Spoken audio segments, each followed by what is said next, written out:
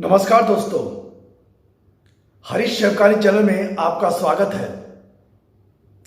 आज का विषय है जीवन को बर्बाद करने वाली ये 5 बातें, और इन 5 बातों से आप अपना बचाव कैसे कर सकते हैं ये भी हम इस वीडियो में देखेंगे। तो आइए शुरू करते हैं आज का वीडियो।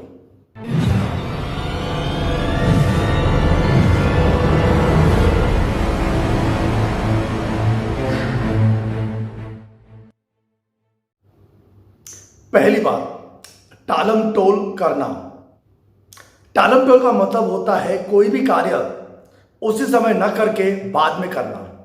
हम इंसान कोई भी कार्य उसी समय न करके मूड के हिसाब से उसे हम कल पर, परसों पर टाल देते हैं, और बाद में जब कल और परसों आता है तब उसे हम और आगे टाल देते हैं, और हम तब तक टालते रहते हैं जब तक कि पानी सर से ऊपर न चला जाए, जब तक कि इमरजेंसी ना आ जाए।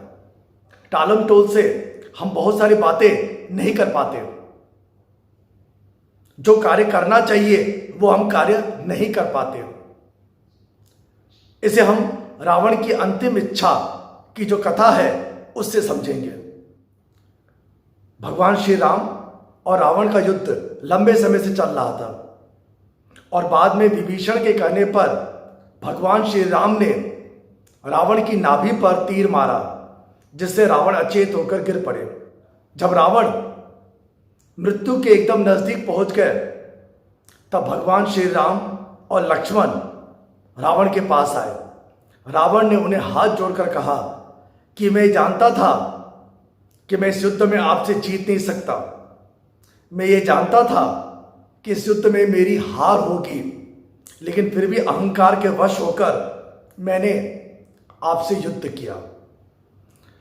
कुछ अंतिम इच्छाएं थी मेरी, कुछ इच्छाएं थी मेरी जो पूरी ना हो सकी। जैसे रावण की पहली इच्छा थी अग्नि को निर्धूम बनाना। अगर हम अग्नि में हाथ डालें या शरीर का कोई हिस्सा अग्नि में जाए तो वो जले ना। रावण की दूसरी इच्छा थी स्वर्ग तक सीढ़ी बनाना, कि जिससे कोई भी व्यक्ति जब चाहे स्वर्ग पहुंच जाए। रावण की तीसरी इच्छा थी सोने को सुगंधमय बनाना, जिससे उसके सोने की लंका हमेशा खुशबूदार रहती। पर रावण ये इच्छाएं पूरी न कर सका। क्यों? क्योंकि रावण इन इच्छाओं को टालता रहा, और इस प्रकार ये इच्छाएं पूरी न हो सकी। तो इस टालम टोल की आदत को छोड़ा जा सकता है। इस टालम टोल की आदत को समाप्त किया जा सकता है। कैसे?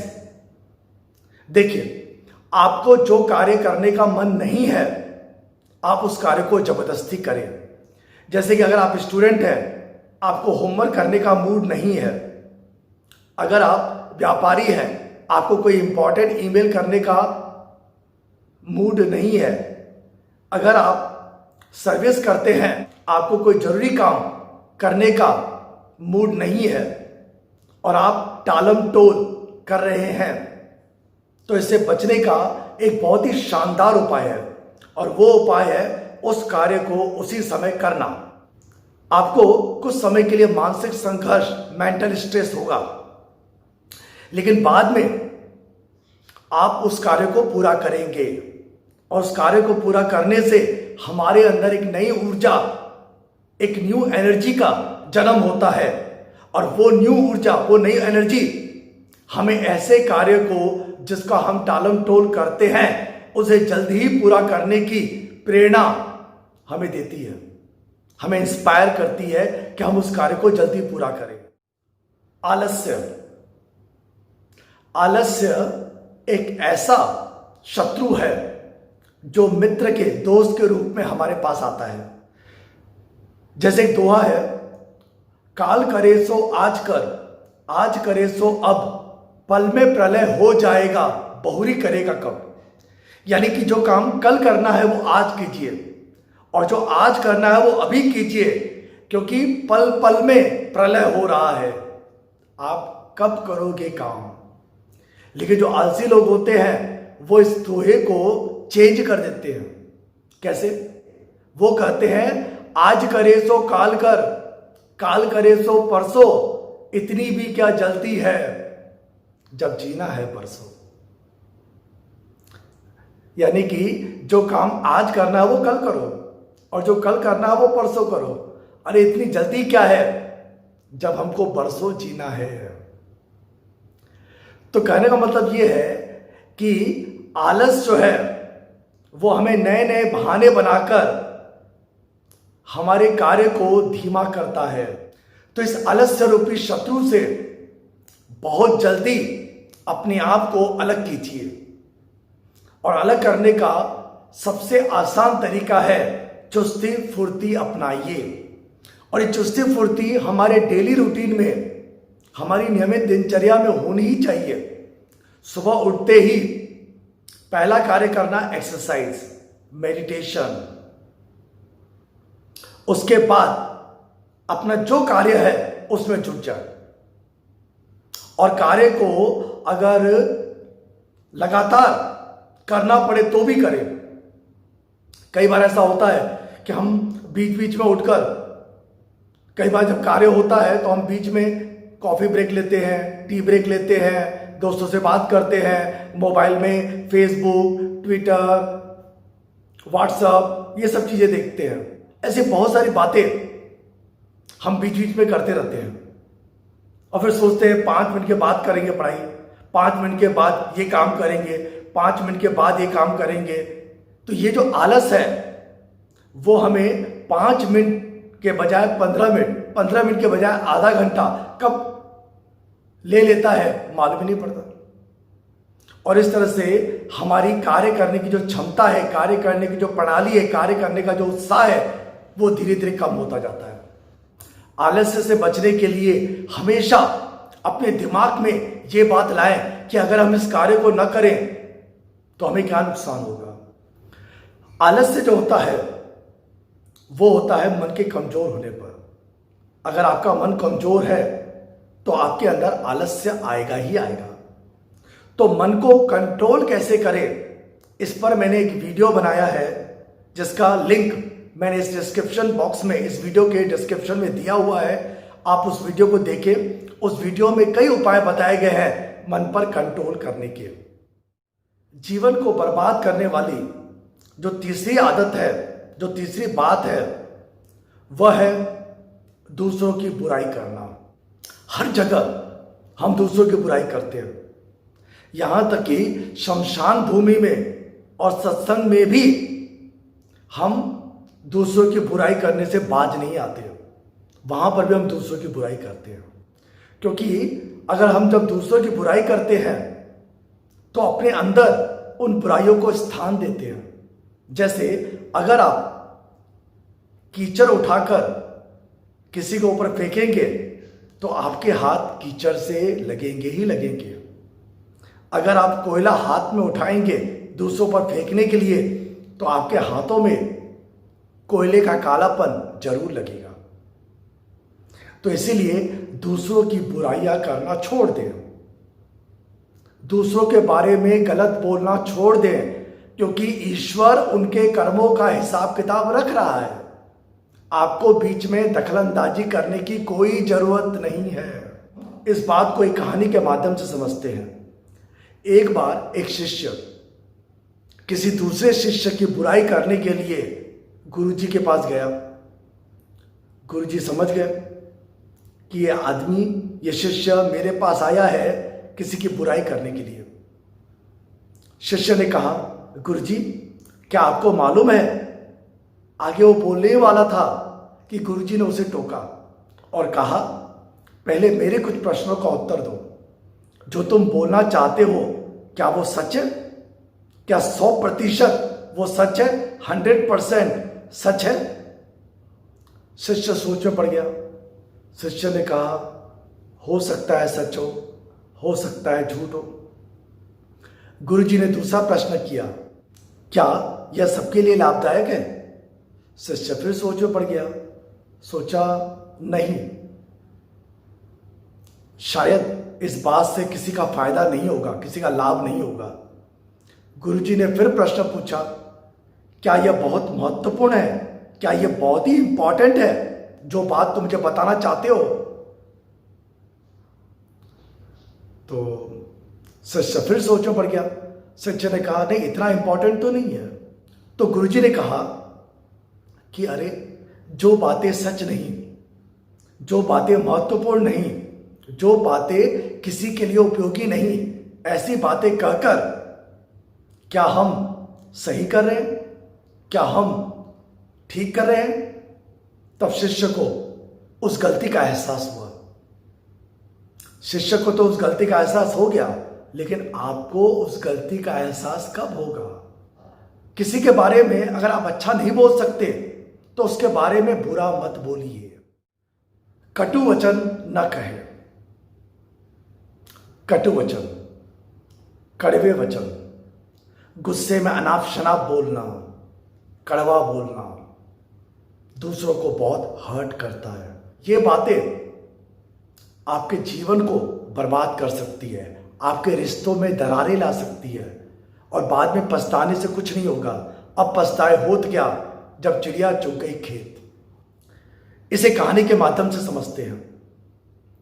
एक स्टूडेंट अपने टीचर के पास आया और टीचर से कहा कि मैंने अपने एक दोस्त से गुस्से में अनाप शनाप बोल दिया, कठोर बातें बोल दी, कड़वी बातें बोल दी।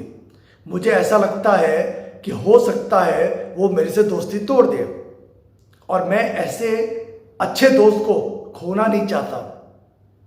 मैं क्या करूं? टीचर ने कहा, ये लो पेपर और ये पेन, तुमने उससे जो जो कड़वी बातें कही, तुमने उससे जो जो कठोर बातें कही, वो इस कागज पर लिख दो। तो स्टूडेंट ने वो सारी बातें उस पेपर पे लिख दी। फिर टीचर ने कहा, इस पेपर को जितने छोटे छोटे टुकड़े कर सकते हो फाड़कर उतने कर दो। स्टूडेंट ने उस कागज को फाड़कर बहुत सारे छोटे छोटे टुकड़े कर दिए। फिर टीचर ने कहा, ये सारे टुकड़ों को समेटकर खिड़की से बाहर फेंक दो। स्टूडेंट को बात समझ में नहीं आई, लेकिन स्टूडेंट ने कहा कि ठीक है, टीचर ने कहा है तो कर देते हैं। इतना करने से, टीचर को बोला, क्या इतना करने से जो मेरी दोस्ती है वो टूटने से बच जाएगी? टीचर ने कहा, करो तो सही। और टीचर कहे अनुसार उस स्टूडेंट ने वो सारे जो छोटे छोटे टुकड़े थे, वो सारे छोटे टुकड़े समेट कर खिड़की से बाहर फेंक दिए। बाहर हवा जोरदार थी और कुछ ही देर में वो सारे कागज के टुकड़े गुम हो गए। अब टीचर ने कहा, जाओ उन छोटे छोटे कागज के टुकड़ों को वापस समेट कर लाओ। स्टूडेंट ने कहा, तो पॉसिबल ही नहीं है, हवा बाहर जोरदार है, वो सारे टुकड़े कहां कहां गुम हो गए, मुझे कैसे मालूम? टीचर ने कहा, जाओ कोशिश तो करो। उस लड़के ने काफी देर कोशिश की, पर जितने टुकड़े उसने फेंके थे उनमें से आधे से भी कम वो लेकर आया। टीचर ने कहा, देखा, तुम उन सारे टुकड़ों को वापस नहीं ला पाए।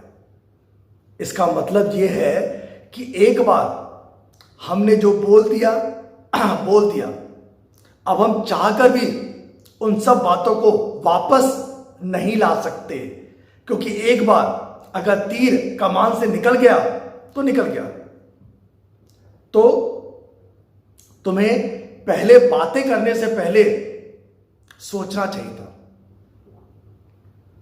तो कभी भी जब हम किसी को कठोर वचन कहते हैं, कड़वे वचन कहते हैं, तो उसके दिल को घाव करते हैं। गुस्से में किसी से भी अनाप शनाप न बोले, क्योंकि बाद में आपको पछतावा होगा। रहीमन धागा प्रेम का, रहीमन धागा प्रेम का, मत तोड़ो चटकाए, टूटे से फिर ना मिले, मिले गांठ पड़ी जाए। यानी कि जो प्रेम का धागा है उसे तोड़िए नहीं, क्योंकि एक बार अगर प्रेम का धागा टूट गया तो फिर जुड़ता नहीं, और अगर जुड़ता है तो उसमें गांठ पड़ जाती है, वो हमेशा दिल को कचोटती रहती है। इसीलिए आप हमेशा मधुर वचन बोलिए, मीठी बातें बोलिए। ऐसी वाणी बोलिए मन का आपा खोए, औरन को शीतल करे आपहु शीतल होए। यानी कि ऐसी वाणी बोलिए, ऐसी मीठी बातें बोलिए जिससे आप भी शीतल रहें, आप भी ठंडे रहें और औरों को भी ठंडक मिले। क्योंकि तलवार का घाव तो भर जाता है, पर कड़वी बातें बोलकर जो आपने दूसरों को घाव दिया, वो घाव आपकी मृत्यु के बाद भी नहीं भरेगा। तो इसीलिए अगर आप चाहते हैं कि दूसरों को खुश रखना, अपने आप को भी खुश रखना, तो जितना हो सके मीठा बोलिए। बुरी आदतें यानी कि दारू पीना, सिगरेट पीना, तंबाकू खाना, गुटखा खाना, चोरी करना, जुआ खेलना, ऐसी न जाने अनगिनत बुरी आदतें हैं। ये जो बुरी आदतें हैं, ये हमारा पैसा नष्ट करती है, यह हमारे शरीर को नष्ट करती है, या हमारी मानसिक अवस्था को भी नष्ट करती है। जैसे एक छोटा सा प्लांट होता है, उसे आप उखाड़ सकते हैं, लेकिन वही प्लांट जब बड़ा बन जाए, बड़ा पेड़ बन जाए, तब उस पेड़ को उखाड़ना मुश्किल है कि उसकी जड़ें धरती में गहराई तक जमी हुई है। तो बुरी आदतें अगर हम शुरू में नष्ट करना चाहें, शुरू में खत्म करना चाहें, तो बहुत आसानी से कर सकते हैं। बाद में उन बुरी आदतों को नष्ट करना, उन बुरी आदतों को समाप्त करना मुश्किल हो जाता है, और कभी कभी तो असंभव हो जाता है, क्योंकि वो बुरी आदतें हमारे अवचेतन मन में, हमारे सबकॉन्शियस माइंड में जड़ें जमा चुकी है। तो इन बुरी आदतों को नष्ट करने का वैसे तो बहुत सारे उपाय हैं। जो मैंने एक वीडियो बनाया बुरी आदतों के ऊपर। उस वीडियो में बुरी आदतों को नष्ट करने के बहुत सारे उपाय बताए गए हैं। आप उस वीडियो को देख सकते हैं। उस वीडियो की लिंक मैंने यहां पर डिस्क्रिप्शन में दे दी है। तो इन बुरी आदतों को कैसे नष्ट किया जाए, इसका बहुत ही सिंपल तरीका है, एक बहुत ही सिंपल उपाय है, और वो है 21 दिन। 21 दिन तक अगर हम उस बुरी आदत को छोड़ दें, 21 दिन तक हम उस बुरी आदत को करना छोड़ दें, तो 22वें दिन हमें उस बुरी आदत की जरूरत महसूस नहीं होगी। आप ये उपाय करके देखिए। 21 दिन डेफिनेटली आप 21 दिन में कोई भी आदत को छोड़ सकते हैं।